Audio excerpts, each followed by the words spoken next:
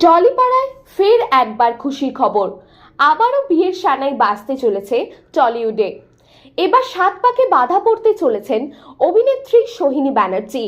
অভিনেত্রীকে শেষবার দর্শকরা জি বাংলার উড়ন তুবড়ি ধারাবাহিকে অভিনয় করতে দেখেছিলেন।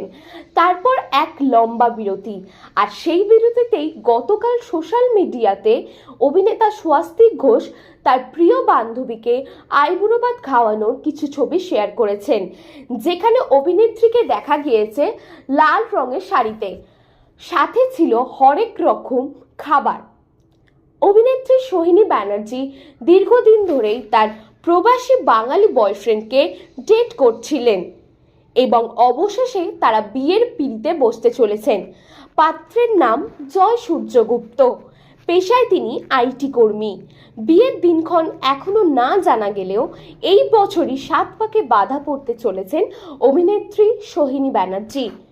গত বছরের শেষ দিকে বাংলা ফিল্ম এবং টেলিভিশন ইন্ডাস্ট্রির বেশ কিছু তারকা সাত পাকে বাধা পড়েন এবং নতুন বছরের শুরুতে এটাও শোনা যাচ্ছিল যে বাংলা টেলিভিশনের অন্যতম জনপ্রিয় নায়ক আদ্রিত রয় তার দীর্ঘদিনের প্রেমিকা কৌশাম্বী চক্রবর্তীকে বিয়ে করতে চলেছেন।